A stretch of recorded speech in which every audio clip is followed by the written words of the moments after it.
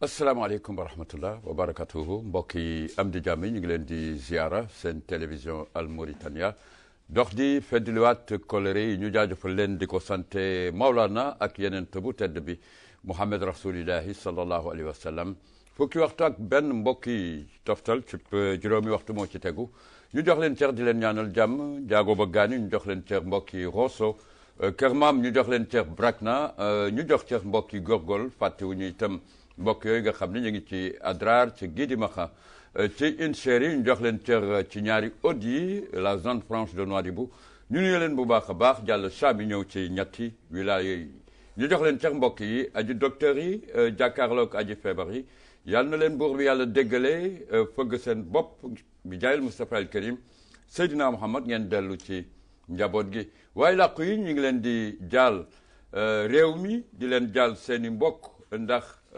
jamono moo ne li ni mel buur bi yàlla su bëggee jàmm bi dafay ñàkk ñu am ci ñenn ñoo xam ni wax dëgg yàlla bàyyeeku nañ ci ñun di sàkku muñ ci askan wi ndaxte bu amee ñuy gane si rek foofu dana am ñoo xam ni tamit ñoo fi nekkoon te di fi bàyyeekoo yar na leen buur bi yàlla yërëm jéggal leen seen i bàkkaar bi jaayil Moustapha al Karim Seydina Mouhamad dañuy ànd ak la réalisation ak mbokk yi nga xam ni ñu ngi ci xarale gi ñu ubbi suñu waxtaanu tey di dalal ab kilifa kii nag moo jàkkaar lool Abdel Aziz Ibrahim Kane di ko bége mu nekk doomaanu réew mi yamul rek ci boppam waaye muy dem ci lang gi di amal ay jéego ci solidarité waaye itam di jiite mbootaay goo xam ni tey jii ràññee nañu seen jógteef di wax ci bennoo bi ñu bëgg ci réew mi bennoo ak nangoo wute waaye itam la participation des jeunes ci yenn ci aspect patriotique yi ak li ni mel alors il est là kii dañ ko doon jeex waaye tey teg nañ ko loxo mu metti loolu vraiment kilifa gi amuloo jot mais ñu ngi lay gërëm ci teewaay bi ci sa émission penc mi ñu jox la cër di la ñaanal jàmm asalaamaaleykum monsieur Kane ñu ngi lay ziara maaleykum salaam wa rahmatullah bismillahi rahmaani rahim merci maa ngi lay nuyu di la sant si invitation bi di nuyu borom kër gi di nuyu aussi képp ku ñuy seetaan si émission pencu mi donc si Mauritanie merci mbégte la tey xam nga réew mi dañu taxaw ci jongante yu am solo par rapport ak liy xew ci àddina bi ak liy xew suñu biir sax Afrique bi boo koy xool am nag ay question yu bare yoo xam ni mi ngi dellu si ci ñun te ñu war ci taxaw exactement tey jii booy taxawal réew mi sa réew bi nga bokk ñu yàgg la gis ngay taxawu aju tout tànk yi ak kuréel yi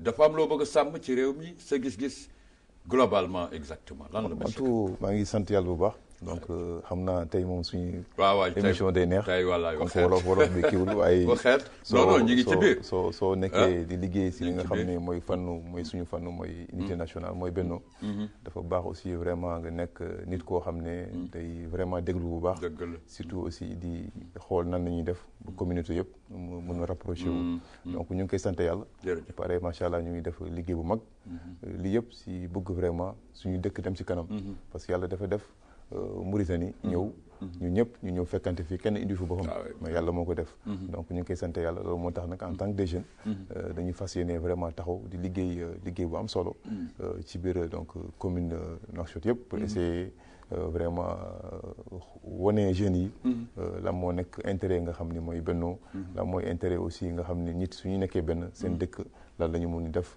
ak si ay liggéey ak si nga xam ne mooy li bëri si dëkk tey jii nga taxawal une initiative mbootaay la boo xam ni tout tànk yi ñoo fa nekk waaye ngeen di prôné unité nationale bennoo ci réew mi da nga am contexte nan nga def ba lii ñëw sa conscience ba tey jii nga egg ci niveau yu acceptable bon contexte mën na am tey monde bi xam nga tey yëngu-yëngu lu mu am nii yëpp donc c'est très important de prévenir xam nga di anticiper si li nga xam ne mooy jàmm parce que jàmm tey adduna yëpp loolu la ñu wut si loolu la ñuy jëm gis ngeen yëngu-yëngu yi ñu am si suñu xoolee sous région bi ak yëpp loolu yëpp dafa baax vraiment ñu taxaw ñu ñëpp ñu ànd ñu xam ni lu dal ñii loo xam ne yeneen dëkk yi mën nañu dal donc il faut ñu am ay jeunes wala ay nit yoo xam ne vraiment yu responsable xam vraiment que jàmm su dee amul mënuñu dem mënuñu aussi def dara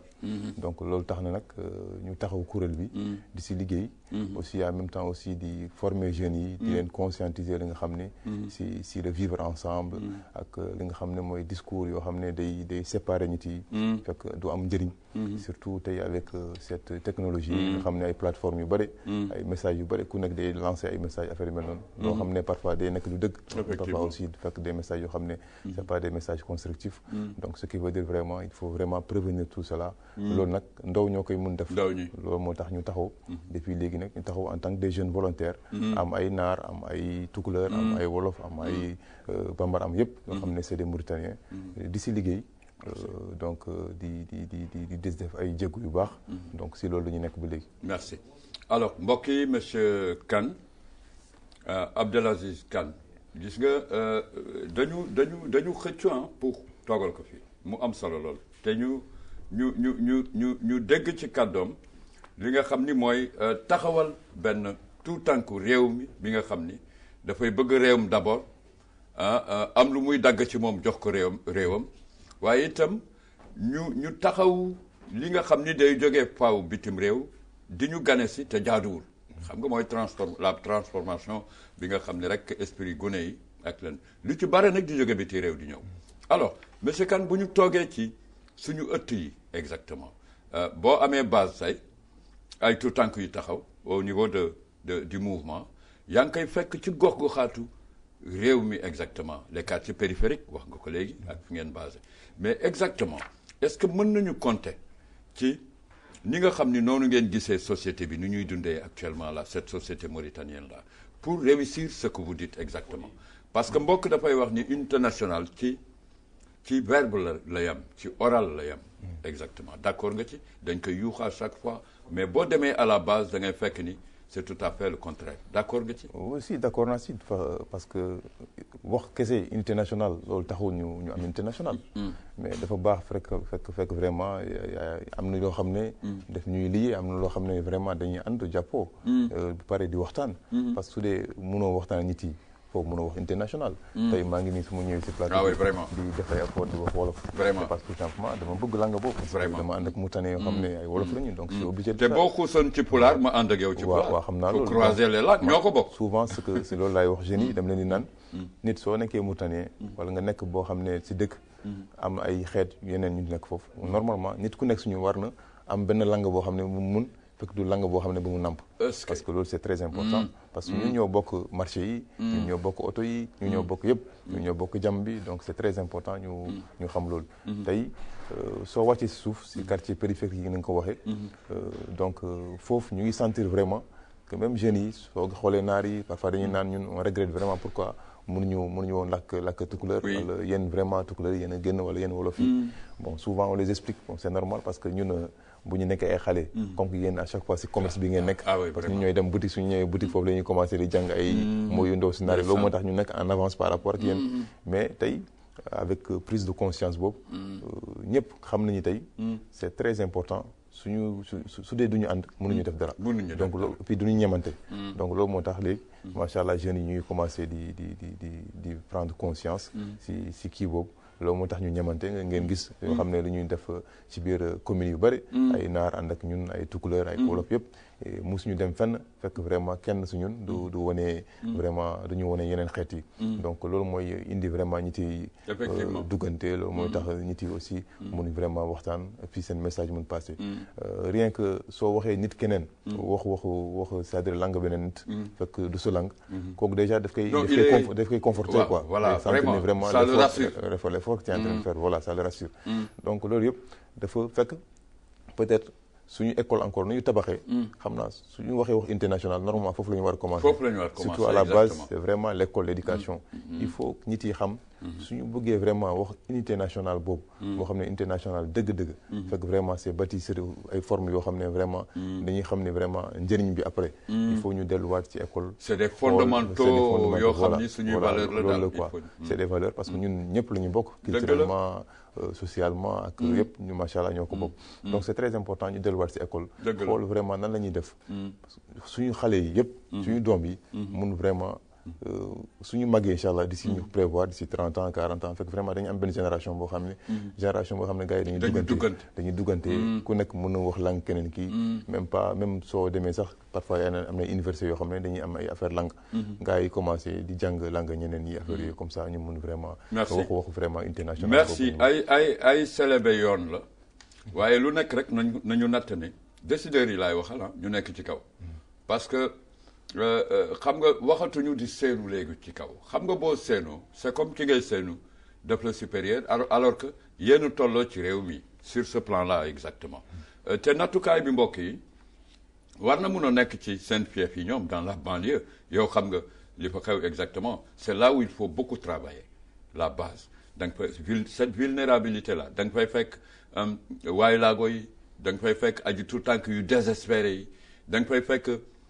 parents yi nga xam ne yàkkamti nañu suba teel jot ba ñu daw wuti lu ñuy def seen njaboot ak yooyu daal concours yu fâche yooyu exactement dañ ci taxaw exactement mu am solo lool mais aujourd'hui ban problème nga gis ne mooy problème bu nguur gi war a gën a gaaw régler autant donné que yéen a ngi def ay diagnostic au niveau des quartiers vulnérables ak yooyu lan monsieur Kane bu doon sa sago un problème récurrent boo xam ni war na am priorité exactement pour que ñu gaaw régler ji ko te citoyen yaa ngi koy dund exactement. tey le problème urgent dafa bëri ay problème urgent mais urgemment je pense que actuellement jeunes yi surtout dañu bëgg vraiment ñu am xëy.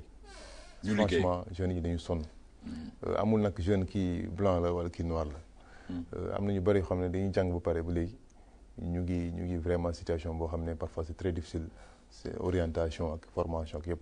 donc vraiment baax na vraiment ñu xool loolu ba pare aussi délinquance bi affaire yëpp c'est des choses yoo xam ne c'est très important aussi parce que jeunes yi su dee jeune amul foo xam ne fu mu mun foo wala fu mu benn cadre boo xam ne su wàccee wala dara mun na vraiment les jeunes s'épanouissent pas donc loolu moom dafa vraiment état war na si xoolaat def si vraiment yokk vraiment loo xam si côté boobu. mais yow tu trouves que le jeune mauritanien a des problèmes? Il a des problèmes. Il y a des jeunes qui ont des problèmes parce que si les jeunes sont en train de faire le mur di dem affaire parce qu'il y a un problème. jeunes yi am ñoo xam ne dañu. cette délinquance pickpocket ak yëpp waaw donc il y a un problème. effectivement nag état mu ngi def ay efforts. loolu moom c'est vraiment c'est à souligner. ñu ngi def ay efforts yu mag. mais aussi bëgg nañu vraiment yu yokkaat encore affaire yi comme ça jeunes yi mun vraiment xëy mun liggéey parce que dañuy bëgg liggéey. xam nga nit su demee di jël ay gaal comme ni ñuy def souvent malheureusement loo xam ne dafa rafet parce que ñun suñu sago benn jeune du dem yeneen dëkk di fa liggéey ñu jàpp leen fii ñu fixé leen fii ay liggéey moo ñu gënal quoi parce que fu ñu dem fii encore souvent dañuy wut donc am foofu gaal moo gën a métti léegi ce qui veut dire vraiment que dañu war xool lan la ñu mun adapter vraiment pour jeunes yi ñu fixé leen ñu mun des ci biir dëkk bi ñu mun liggéey fii parce que nit munoo am jàmm fenn fudul sa dëkk donc voilà xam nga damay taxaw ci loo xam ni man damay yaakaar ni ku ko réussir comprendre ko rek mën na dem ci li ngay woote ci réew mi waaw bennoo ci réew mi moom mooy le discours là lan la ñuy wooye un discours haineux qui est un discours haineux franchement lan la c'est vraiment émettre une parole qui blesse qui touche le c'est un discours qui n'est pas constructif qui est séparatiste discours boo xam ne vraiment day vraiment indi ay problème moo xam ne nit yi dañu mun su ku nekk day xool keneen kii à travers donc benn rideau et loolu vraiment loolu suñu culture ñun loolu waroon nag suñu culture sax en tant que d'abord des musulmans amul dëkk boo xam ne bu ngay ñëw fekk du amee problème loolu amul benn dëkk boo xam ne amul ay crise yoo xam ne bu gars yi foog ni dëkk bi mënutul taxaw loolu amul fenn si àdduna mais l'histoire a fait que à chaque fois soo lay amee ay nit yoo xam ne dañuy baax bëgg vraiment seen bopp bu pare bëgg seen réew souvent ñu dal encore ñooy indi à chaque fois nit yi ci kaw table di leen indiwaat ces raisons comme ça ñu xam ne vraiment war ngeen xam ne vraiment jàmm su dee amul mun ñu dem fenn donc loolu tax na alhamdulilah am nañu loolu mais seulement day jël temps. parce que du loo xam ne mais boobu ba léegi président boobu ba léegi depuis quand nous sommes partis. nous sommes partis pour qui prôner l'unité nationale. non amener les jeunes à trouver de l'emploi. Depuis quand ça. soo xoolee alors que nous ne sommes pas nombreux. waaw soo xoolee am na ay sujets yoo xam ne avant am na ay sujets yoo xam ne avant da nga ko doon wax. léegi lañ koy gën a bëri xam nga léegi international tout le monde est en train de l'international parce que y a une prise de conscience. dañu xam ne vraiment loolu su dee amul baaxul. certes nag à chaque fois dañu am ay nit yoo xam ne peut-être ñoom dañuy préférer à chaque fois di séparer nit yi du ñu gis jamais loo xam ne ce qui est positif mais ñoom loolu ñu gis ba pare aussi nit yi suñu waxee encore international parce que y a un problème loolu moo tax baax na aussi nguur bi aussi def si xel. xam ni vraiment que am na ñoo xam ne ñoom suñ koy wootee dañ koy wootee peut-être par intérêt wala par intérêt gis bien leen sûr affaire politique la am na ñoo xam ne ñu ngi koy liggéey si suuf fekk kenn yëgu leen sax parfois ñun ñu ngi fi di liggéey pourtant on fait ça parce que par amour de notre nation parce que dañu bëgg suñu dëkk oui mais xam nga man lu ma jaaxal ci côté bii nga nekk man c'est et puis nañ ci taxaw ça se trouve ton exemple se trouve partout à mon avis parce que da ngay gis un jeune nga xam ni kii il est prêt il a un mouvement il est prêt il a compris ce qui se passe sur le plan local et il a compris son pays ak fu mu bëgg a yóbbu ajatu tànk yi mais boo xoolee man damay wax toujours dañuy manquer di leen recaser exactement mais monsieur Kane vous êtes ministrable à ce que je sache wala ñame woo non loolu au fait ñun suñu lan mooy indi retard bi au fait suñu non loolu peut-être mbirum yàlla de toute façon on n'est pas l'essentiel ñu ngi liggéey ñu ngi ci kawam yàlla baax na donc le plus important mooy suñu Mauritanie suñu dëkk de toute façon évoluer fii yombul nañ ko wax yombul c'est difficile bon du question yombul sax du question yombul lan la exactement l'essentiel xam nga ñu ngi liggéey xam naa incha allah loolu dina ñëw quoi loo xam naa dina ñëw incha allah yàlla baax na l'essentiel le plus important il y a des questions yoo xam ne c'est des questions qui sont très urgentes loolu moo gën quoi mooy suñu international ñu xam ne vraiment dëkk bi il y a des problèmes yoo xam ne vraiment war nañu taxaw waaw surtout ñun ndaw yi quoi loolu moo gën a nekk pulaar di ko wax lan ngootaagu léegi le soninké à part xam nga lu am solo la en tout cas pour man wuute cosaan ak aada richesse la boobu yàlla mi ngi wane nu muy diversifier mbir yi waaye naka lañ koy lëkkale exactement forger doomu aadama yi ba ñu mën weccoo ba ñu mën gëm ni ñoom benn lañ ci buur bi yàlla mooy wane taxawaayam rek pour wuutele doomu aadama yi mais nous sommes sortis vraiment de Adama Kawa n'est-ce pas et que l'islam tënk ñu te l'islam jaar nga ci jàmm ak salaam ak bennoo lu am solo mu am solo lool en tout cas mbokk yi ñu ngi remercier ñi nga xam ni ñi ngi ci gox-goxaat yi di taxawu dinañu dellu si ci président ndax li jaar ci réew mi am na solo migration ak yenn yu bare yenn ci actualité yi taxawal réew mi te ngeen ciy dox xam ko et ñu soxla ci itam seen kàddu di leen jaajëfal alors mbokk yi ñu jaajëfal leen ndax gune yaa ngi ci gox-goxaat yi voilà ci gox-goxaat yi dañu toll foo xam ni il faut ñuy dëkk kaddu ñi nekk ci gox-goxaat yi pour que décideurs yi di leen déglu bu boobaa dinañ am orientation yu am solo yi nga xam ni dina amal réew mi njariñ alors nañu ànd booloo ngir jàmm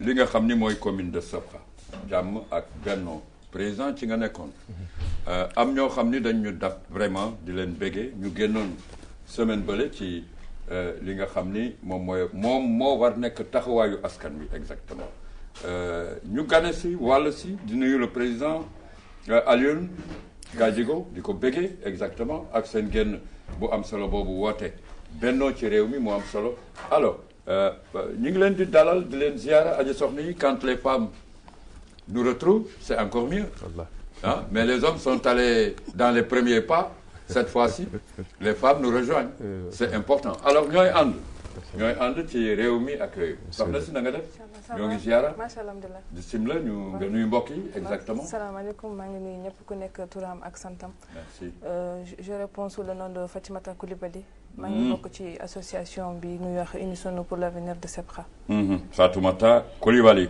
alors bravo les femmes merci madame Coulibaly ñu jox la cër bu baax a baax alors soxna si bisimilah sa télévision Al Mauritania. salaamaaleykum wa rahmatullah maa ngi nuyu ku nekk turam ak santam. merci di leen jaajëfal. merci maa ngi wuyoo si turu Mariam Diakité. Mariam Diakité. waaw yow sa sant bi moom tey monsieur Kane tey di nga àtt ba sol alors.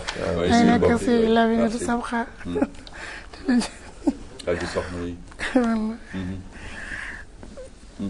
di leen jaajëfal di leen nuyu ku nekk turam ak santam. jërëjëf di wuyoo si turu Mariam Diakité encore ci bokk si émission l'avenir de Sabkha. l'avenir de Sabkha ëllëgu Sabkha. alors monsieur Kane dégg nga aji soxna yi. yaa ngi ko woon keroog. si maa ngi ko woon. voilà et pour l'avenir de Sabkha. est-ce que avenir bi vous y comptez. unissons-nous nañu bennoo ngir ëllëgu commune Sabkha. am ngeen ci yaakaar lan ngeen def ba tey exactement soxna si. si am nañ ci yaakaar bu baax. parce que ku ne avenir ñu ne mbooloo. genre si avenir Sabkha. nous avons ce qu'on appelle la diversité culturelle. diversité président culturelle. wuute cosaan ak aada. waaw d'accord à peu près mooy wote un peu comme genre l'unité nationale. parce que si avenir de Sabkha am nañu bambara. am nañu ay naar. am nañu ay tukulóor. am nañu ay sarxole. am nañu un peu de tout.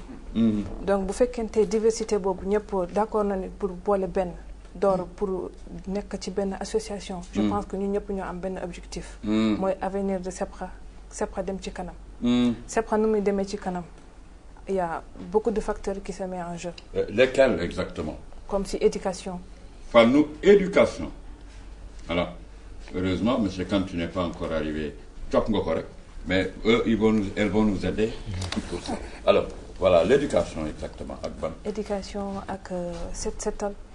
ah lutte contre les ordures lutter contre l'insalubrité ndeysaan fonk sa gox defar ko. waaw donc ku ne loolu yëpp mën a wax ci bu fekkente jógoo ci taxawoo ci.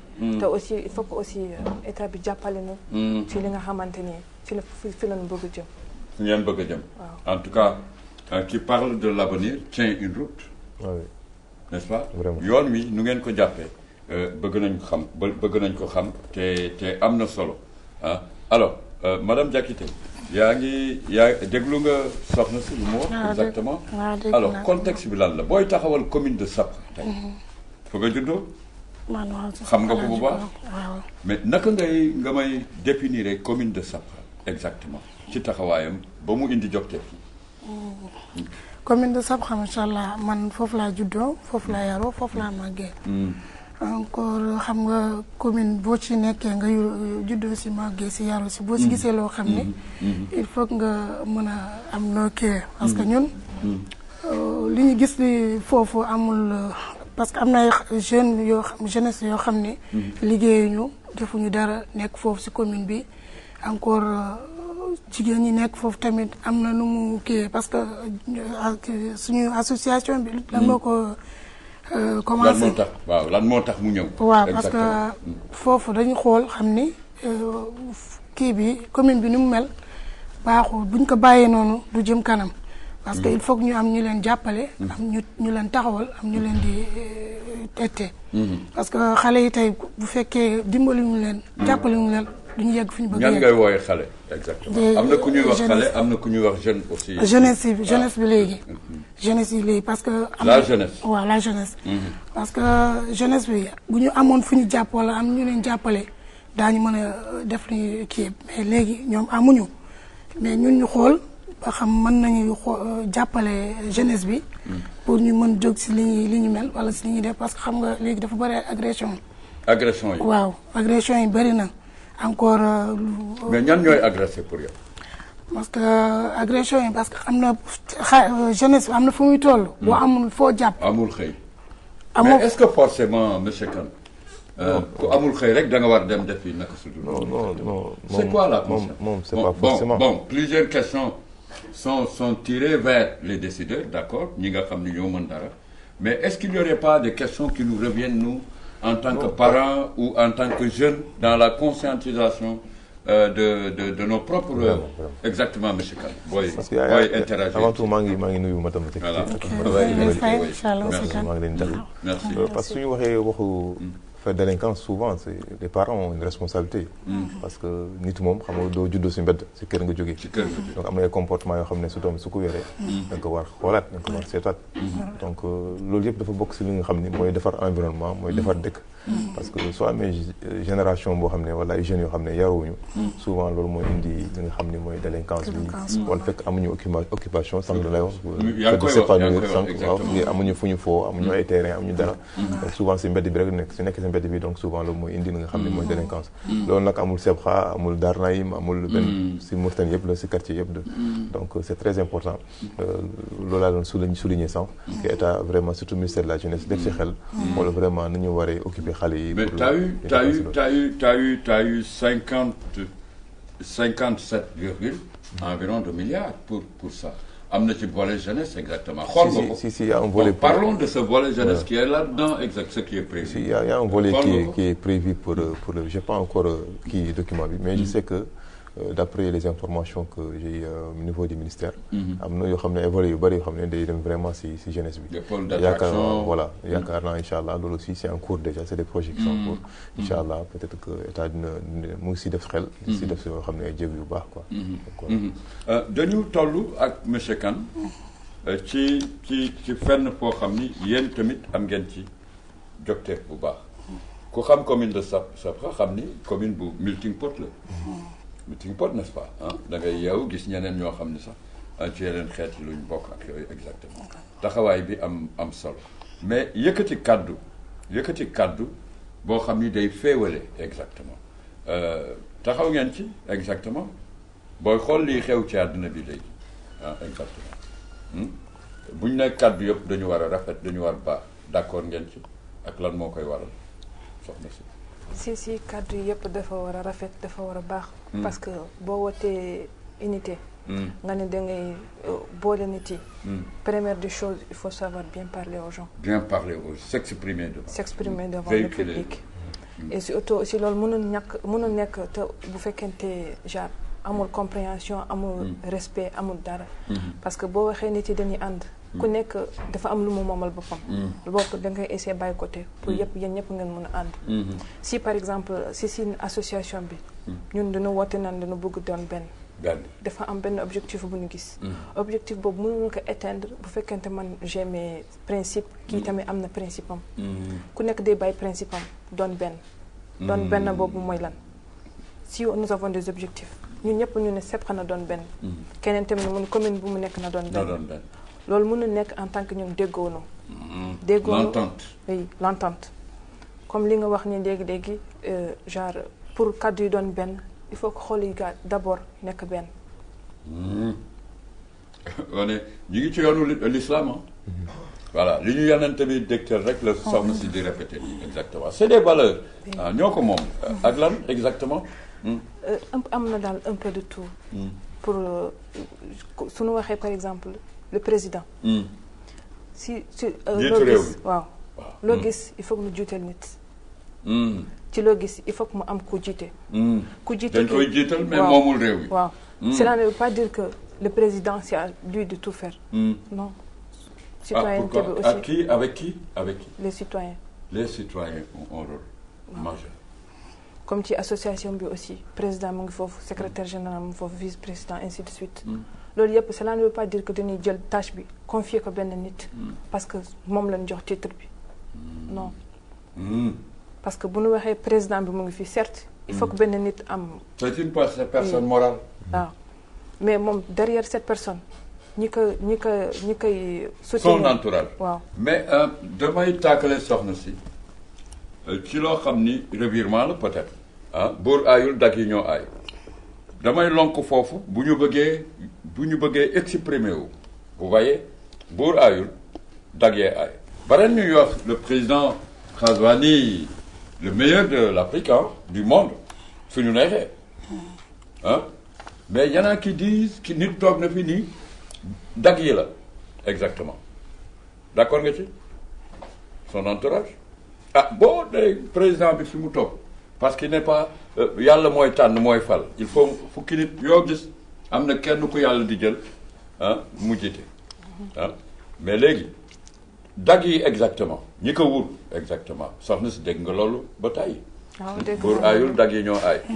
pulaar xaw ma nu mu koy waxee. lam de bonaani bonal ko batuuli mu. mu ne. lam de bonaani bonal ko. lam de bonaani. bonal ko batuuli mu. bonat ko batuuli mu. ñi ko wër. ñi ko wër on est d'accord madame. on est d'accord mais continuel ñu dellu si. souvent aussi damay dégg tout le temps nit yu ne naan état deful dara pour jeunesse bi état deful dara jeunesse bi c'est-à-dire que la jeunesse doit comprendre une chose tout le monde n'est pas fait pour nekk ci bureau. elle parle à la jeunesse. à ta jeunesse monsieur Kane. ñu taxaw foofu nga ni léegi nag question yu jeunes yi war répondre seen bopp poser ko seen bopp répondre ko seen bopp ci nga nekk exactement. on ne dit pas toujours l'état. Qu'est-ce qu'il faut pour cette jeunesse lan. pour état jàppale la il faut que yow mii si sa wàllum bopp nga mun taxawal sa bopp. ci lan. ci il faut accepter d'aller à l'école. accepter d'aller à l'école. avec l'aide des parents. ok 2. souvent je me dis que sunu anciennes personnes yi sunu pas les arrière-grands-parents. boo xoolee seen condition de cursus. dina ñafe ba egg foofu. mais tey jii da nga gis élève mu ne la papa école bi laa bëgg a jàng si le père dit que j'ai pas les moyens pour cette école mu bàyyi jàng. manque de moyens. alors que y a des écoles. ban solution nga ci am. solution bi ma ci am mooy état bi na xoolaat bopp bu baax école publique yi. école publique yi. waaw pour accueillir le maximum de les écoles publiques. am na ku fi wax barki démb. d'accord et quoi. et aussi parents aussi am na xale am na nooy wax ak moom rek da koy damat même s'il avait l'ambition d'aller à l'école un parent comment il exprime à son enfant. loolu day tax xale bi du am envie jàng. même si on n'a rien. il y a des petits mots doux qu'on peut dire à l'enfant. day tax mu gën a gestu xool. jàpp bu baax. pour motiver xale bi dem école. Le stress c'est beaucoup. En tout cas, elle nous apporte beaucoup de solutions. Bravo les femmes. En tout cas, l'expression. Mais aussi, on comprend, M. Kane, que les parents ont beaucoup de responsabilités sur la situation actuelle. Les parents. Si. dégg nga soxna si. lu mu wax li léegi je reviens un peu sur l'école républicaine.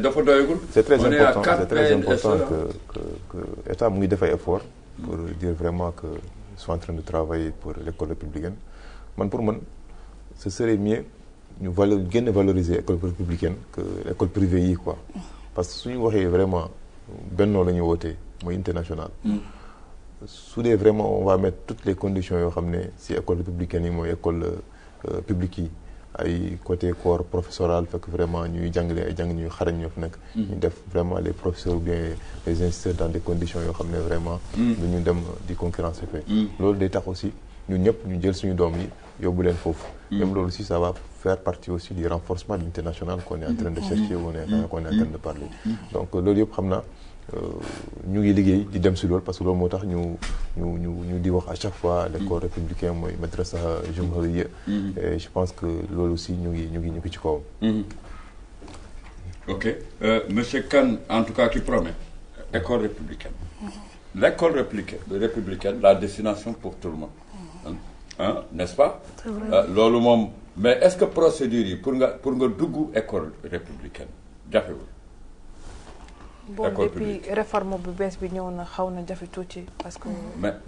mais ñun kan dañuy yuuxu nañ dem école publique alors que les procédures sont difficiles dama yaakaaroon ne waroon na gën mun a woyof donte ne parents yi dañu jàpp ni war nañ dooleel école publique dugg bi c'est des formalités rek formalités yi conditions yi soo ko suivre normalement du am problème pour dugg bi. Donc je ne vois pas vraiment parce que mënuñu wax école républicaine encore parce qu'il n'y a pas vraiment de conditions préalables. Les conditions, c'est notre école. Mais c'est important. Il suffit d'être mauritanien ici, c'est notre école. Mais loolu ça va peut-être bon. En tout cas, c'est un cri de cœur quand même. C'est un cri de cœur. soxna si. maa ngi siy wax tuuti. maintenant nga soxna si tuuti exactement. parce que école publique bi parfois boo ñëwee pour xale di inscrire wu. parfois dañ lay wax ni sax dafa fees sa doom du mën a inscrire wu loolu ñoom man sama doom am na ko parce que bi école bi ubbee kii année bi noo ko yóbbee dañu ne ma amoon ko inscrire wu mënuñu ko inscrire parce que dafa fees pourquoi dafa fees parce que ñun amuñu lu dul public parce que boo amul moyen yóbbu sa doom école privée il faut nga yóbbu ko public mënoo bàyyi sa doom muy traîner banditisme bi nga gis bu bëri tey si dëkk bi parce que bàyyi seen doom yi di traîner di dem gauche droite kooku bu demee bu màgg si loolu xam nga ne dootul demuñu privé demuñu public fenn jaamuñu tàyyi nañu sonn nañu dañu bëggoon ñu jàppale ñu si côté boobu bu école tijjee ñu bàyyi xale yi ñu jàng wala ñu wutal leen fenn fu ñu jàpp ñu yombal dugg bi école ñu bañ a dëgëral dugg bi ndax bu dëgëree amoo foo yóbbu sa doom amoo moyen pour fayal ko sa doom si biir kër gi rek lay nekk wala mu nekk di traîner si mbedd bi naan parents yi alors que parents yi bëgg nañ seen doom yi jàng mais bu ñu amulee moyen doo mën a yóbbu sa doom yi alors soxna si lan ngeen def lu wees ñaari at taxawu ñaari at woo mbooloo mi wane ni benn mbooloo jubo kan du rëccee fekkee naa ko bii dafa nekk association boo xam ne association bu taxaw mooy avenir SEPFA parce que macha allah li yëpp daf lay woon rek ñun suñu liggéey quoi dafa nekk ay xale ay ndaw yoo xam ne xawma leen bu ñu xamante si biir international la ñu xamante mu am yu mel noonu Arafat Dar Naïm Riyad Toujinin yëpp mu nekk benn réseau boo xam ne bu ngande et macha allah chaque fois suñuy dem di def ay action de sensibilisation souvent on fait appel nga xam ne ñoom ñu ñëw wuy suñu vraiment def si ful ak fayda bu tax moom tamit suñu defee dara ñun tamit ñu ñëw teew ak ñoom et je pense que cette synergie là loolu moo war vraiment tey ñu am vraiment melting pot boobu mooy vraiment jeunes yëpp ñu retrouvé wu gis nga keroog ay jeunes yu jógee ay Dar Naïm ay handicapés ay sourds yëpp ñëw nañu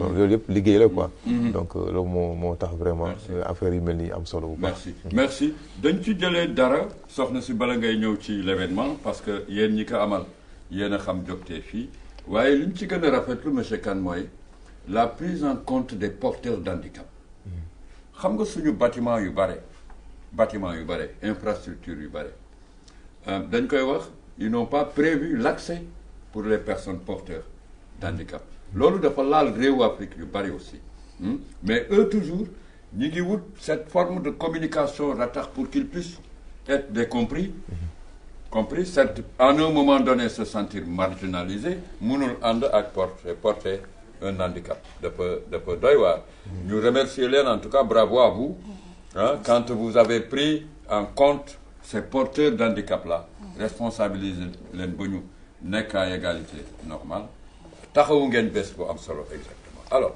comment ça s'est passé ak ñaari at yi ngeen doon fêté exactement taxawu bi aji soxna yi waaw ñaari at yi moom amuñu ci dara lu dul leçon apprentissage jàngat xam na ni ko man bu ma desee suñu kër naan dama bëgg sepxa set sepxa mënul set kii aussi bu desee këram naan dafa bëgg sepxa set sepxa du set par exemple man su ma balee ma jël mbalit bi teg ko sama buntu kër kii jël mbalit bi teg ko buntu kër xale yi ñëw bu yàggee mu tuuru ci mbedd bi mënul set mais man su ma balee ma won benn point bi nga xamante ni foofu la ñu war a teg mbalit bi kii encore la même chose même bu fekkente par mois ou par semaine quartier bi yëpp dajalo benn ñu woo borom mbalit ñëw yóbbu mbalit bi souvent aussi damay gis ñu naan quartier bi mënul set parce que mairie yi taxawul comme il le faut balaa mairie muy taxaw habitants yi ñooy njëkk a taxaw parce que seen mbalit la mbalit bi habitants yee ko moom c'est pour eux par exemple le maire moom duggul kër kenn naan de dafa salté nit yi nan waxante dëgg c'est-à-dire que man li ma gis nit yi dañu mën blâmer vous faites appel à un changement de comportement waaw un changement radical de comportement radical même la ci teg les femmes radical vous dites waaw parce que on peut pas être là rek chez soi dire n'importe quoi parce que tey jii man bu ma bëggee changement am damay taxaw ci changement da ngay porter le changement waaw ba dëkk bi ñëpp xaw na ne kii dafa taxaw pour changement mun na am kii keneen ak keneen jàppale ko te kan aussi je le remercie beaucoup parce que jour bi ma gisee unité nationale lu mu wootee à peu près aussi depuis toute petite man loolu laa bëggoon gis ci réew bi ñëpp nekk benn bi ma gisee loolu ci moom daf ma gën a motiver tu t'es accroché oui gën jox ma gën gëm-gëm ci li ma bëgg a def mooy chaque fois des fois bu ñu demee ci ay sorties ma dafa am lu may gis foofu suñu ñëwee ci suñu réunion et tout ma essayé wax ko suñu président ñu def ko nii pour lan parce que dañu bëgg rek lu ñu sol simbali yàlla jàppale ñu ci pour mu dem ci kanam. Allahumma amin. Alors en tout cas bravo à nos jeunes filles, en tout cas à nos braves dames. xam nga lii kuy dem suba su xëyee di wut excellence du dajeek lii. Il faut retourner chez nous là-bas, là où on croit qu'il n'y a rien là-bas, pour trouver ces personnes engagées. En tout cas, bravo. Lan ngay def ci association bi exactement? man trésorière la. koppar yi. Voilà. ah soxna si Diakité. kii man dama doon xaar mu wax ma vice-présidente la ou secrétaire générale. Mais c'est encore mieux, hein? C'est encore mieux vraiment quand les femmes sont engagées. C'est koppar trésorerie. Mais monsieur Kane. soxna si ah. c'est trésorerie. est-ce que ah. taxaw na ci yoo xam ni yu am solo la ci arkaanu réew mi exactement. vous connaissez le président ak doxalin sa réew actualité réew mi bëgg nga sa réew exactement est-ce que bëgg ngeen ci réew mi. bon je dirais pas que bëgg nañ ci à 100%. 100% sax amul. waaw. mais je dirais quand même à 60%. booy wax ak njiitu réew mi tey loo koy wax. waaw tey li ma leen xam na mi ngi lay dégg léegi exactement. waaw li ma leen di wax rek ñu gën a renforcer éducation bi man tout le temps loolu la. l'éducation. ak aussi si jigéen ñi aussi si wàllum service yi aussi. jigéen ñi. parce que le service de base ou. côté yëpp ñaari yëpp. parce que tey jii exemple rek si mariage yu bëri day am ay difficultés. les mariages. oui day fekk jigéen ñi liggéeyuñu. mais nous on amène quelqu'un dans notre bateau. Et attends, les mariages. Ah. Mais il y a quoi là? Il y a un problème le mariage. Monsieur Kane? Bon, allez-y. Nekkal beaucoup plus explicite. Parce que tey jii dama bëgg wax rek tey. bu fekkente bépp jigéen am na occupation. doo am temps ci détails yu bëri.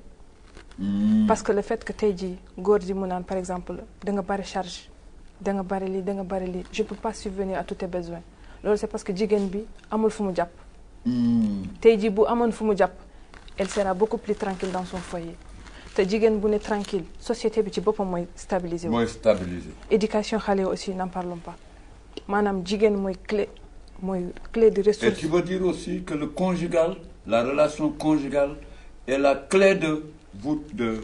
C'est ce qu'il faut parfaire pour parfaire une société. Exactement. La relation conjugale. Si. Tout s'explose là-bas. Tout.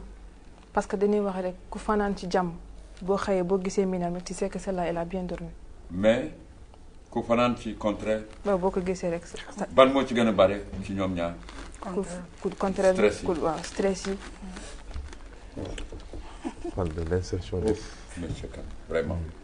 ah merci monsieur Kane alors soxna si yow tamit mën nga ajouter en tout cas nii la àddina bi c'est comme ça exactement les femmes quand elles parlent elles nous enseignent beaucoup de choses alors soxna si ñu ngi lay bëggee waaye dégg naa li man tamit li ma ciy yokk rek nañu suñu càmmi ñi jàppale jigéen ñi ndax ñu mën a yëgg fu ñu parce que xam nga comme li mu wax rek moom déjà wax na yëpp mais dama siy dolliwaat parce que jigéen boo amee foo jàpp moom doo sonn ci góor jox ma wala defal ma parce que lu ci ëpp jigéen ñi tey si kër gi même xale yi boo leen bu xale ñëwee ne la yaay may ma nga ko dema sa pap mun la sama pap amul yow yaa am te xam ne jigéen ñi ñoom ñooy lépp jigéen ñi ñooy taxaw si doom yi ñooy toppatoo doom yi ñooy jox doom yi doom lu mu soxla si yaay lay ñëw moo tax ñu bëgg ñu tamit ñu gën ñu jàppale ñu gën ñu jox seen loxo comme ça ñu mën tamit ñun xam nga benn loxo du tàcc pour ñaari loxo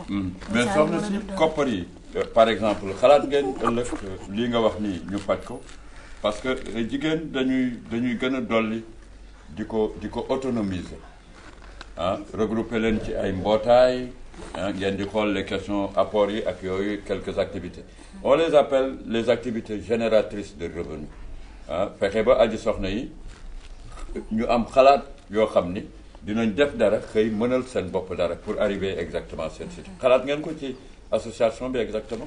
ci xalaat nañ ci moo tax ñu def benn mise en place ci coopérative féminine. coopérative féminine. waaw coopérative boobu mooy genre dafa am quelques filières.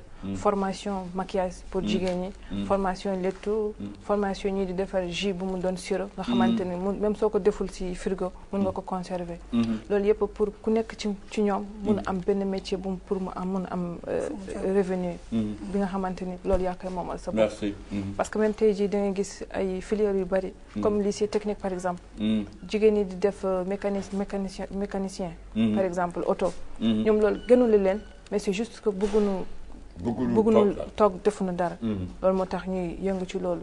suñu qu'on se dise la vérité y a des liggéey moo boo xamante ni jigéen waratu ko def. parce que la famille est trop sacrée pour ça. comme lan. comme nekk def taxi par exemple. taxi waaw. mais j'ai vu la taximan là toute belle dans son taxi. ah oui da nga wax war na ko arrêter. waaw. excellence quand même. waaw liggéey excellence pour les femmes. loolu moo tax ma ne genre ci coopérative yi. loolu moo tax ñu def ko mise en place. pour jigéen bépp jigéen. nga mun gis ci sa bopp ci fi nga mën a nekk nga gis fa sa bopp. exactement alors monsieur Kane on va aller très rapidement. qui parle d'unité nationale et que dialogue taxaw suñu kanam. kooku question boobu moom yow laa ko beral. noo koy aspirer exactement. dialogue ñu ngi wax dialogue temps yëpp. et nous-mêmes en tant qu'initiative. je pense que benn nañu benn message. bu ñu publier ci CRIDEM. pour wane ñun tamit suñu position ak suñu participation. donc par rapport au dialogue. dialogue dafa baax dialogue mooy waxtaan. waaw mooy waxtaan mais dafa baax aussi en tant que ñun des jeunes. un pays qu'on est en train d'hériter. dafa baax vraiment que à chaque fois parce que ñuy dégg à chaque fois dialogue bu ñu xamul dara ñu ngi dégg dialogue ba léegi. donc ça veut dire bëgg nañu vraiment génn ci li nga xam ne mooy. problème yooyu waaw kenn ci yooyu daal comme ça au moins waaw ñu ngi ñaan yàlla vraiment dialogue bi su amee. fekk vraiment day nekk dialogue boo xam ne vraiment points yi ñuy def yëpp. fekk vraiment dañ siy génn. parce que même points yooyu aussi c'est des points yoo xam ne souvent. pendant les élections. candidats yi souvent si biir seen programme soo xoolee. points yooyu rek nañuy indiwaat. donc loolu ñuy tegaat donc ce qui veut dire que si on avait appliqué le programme. am na yoo xam ne duñ si delluwaat donc c'était pas la peine même de faire un dialogue. donc ñu ngi am yaakaar vraiment si loolu ba pare aussi. ñu jox vraiment jeunes yi aussi seen place. parce que il faut préparer les jeunes. il faut qu'il y ait vraiment benn relais boo xam ne ñu préparer leen parce que c'est pas on a des jeunes yoo xam ne ñu ngi fi macha allah des jeunes cadres qui sont vraiment. ñu am xam-xam bu xarañ. si côté yooyu aussi des jeunes yoo xam ne mënuñu diriger. parce qu'il faut pas seulement entendre le mot jeune foog ne vraiment c'est pas mais c'est des jeunes cadres. yoo xam ne vraiment am na expérience boobu. donc baax na vraiment ñu gis ci seen place. ñoom ak ñi nga xam ni liggéeyuñu société civile bi. ak ñi nga xam ni mooy jigéen yi. aussi xam nga ñu xool lan la ñu mën a toogee ñëpp. ñu waxtaan suñu problème yi ñoo ko mën a régler kenn mënul régler suñu problème fekk vraiment c'est des discussions yoo xam ne c'est sincère ñu génn ci problème yi parce que ñun franchement en tant que des jeunes suñu nekkee suñu diggante am ñu problème parce que y a pas loo xam ne ñu kii quoi donc y a pas de problème donc ce qui veut dire que su dee affaire mu ngi continuer noonu ñun tamit on va hériter benn instant ay affaires yoo xam ne fekk ñun maîtriser ñu xamuñu ko fekkewuñu ko donc ñu ngi ñaan yàlla bu baax suñu génnee ci kii bi fekk vraiment day njëriñ réew mi quoi. exact en tout cas le président Kane président de l'initiative des jeunes pour l'unité nationale. voilà unité nationale moom yaakaar naa ci lañ juddoo en tout cas. wallahi n'est-ce pas. en tout cas il faut la renforcer mais kenn ku ko yëkkati ku ne ci réew mi rek ci nga juddu. xam nga quand on est né à Tekane à côté de Rosso. waalo yi. oui naar yi. man ak yow ñu bokk maam. vraiment min ko bi peccere pulaar comme ça marche. man sama maam Fall sant. voyez donc ñun ak Tekane moom. xaw ma sax réew mi qu'est-ce qui est différent ici. mais en tout cas. peut-être on le dit pour yeneen option mais quand même nous-mêmes on sait que nous sommes confus de ce que nous sommes voilà man lu ma gën a metti mooy nga jàkkaarloog man ni ma lan nga fii quoi voilà moi je suis tout ci loolu laay jaar exactement mbokki Rosso di jaal vraiment kenn koo xam ni kenn la woon ci ñun Harouna Coulibaly di ko jàll la famille rossosage ak réew mi qui nous a quitté hier suite d'une maladie grand frère reposez-vous en paix. Amiin. et que buur bi yàlla xaare la aljana firdawsi bi jaay Moustapha al Karim Seydina Mohamed ñaanal réew mi exactement monsieur Kane. Amiin, inchallah. merci d'être venu alors ñu jox la bu gaaw après on remet à monsieur Kane mu tëj bu gaaw rek bu gaaw exactement gis nga heure bi fu mu toll ray bi alors parole de femme lance un appel ci réew mi xam ni ñu ngi lay dégg penc mi. réew mi benn appel laa leen di lancer rek mooy ñu gën a gëstu jërëjëf. xool may ku nekk fu mu mun a nekk ci biir société bi pour société bi mun dem kanam. ku nekk xaj ci société. ku nekk xaj ci société bi pour réew bi mun dem ci kanam. et que personne ne soit frustré ñëpp ñu def la fu ñu la war a def. bu defee loolu rek réew mi dina nekk si jàmm réew bu nekkee si jàmm citoyen aussi war nekk jàmm président bi aussi dina nekk si jàmm. merci beaucoup alors rapidement. rapidement parce que ñun ñuy wax ni waxtu wi. mbooloo mooy benn ñëpp booloo nekk benn. jàpp na ku nekk jàpp sa côté ndax affaire mën a dem kanam. merci bravo les femmes. ñu ngi remercier tamit suñu président Aline Gadiaga. oui Alioune ku baax un président engagé ak soxnaam. ak soxnaam kii Nene. waaw Nene de Kër Masel. lépp moom la ndax bu affaire yi tolloo fi tey. yàlla ak moom la ndax moom daf si xar tànk tubayam. merci mu jàpp ñëpp boole ñëpp def leen benn. jërëjëf ñu ngi remercier yéen tamit. voilà toog nekk voilà quand les femmes remercient les femmes c'est encore mieux. bravo aji soxnay réew mi. alors président ñu jox la kàddu bu mujj bi.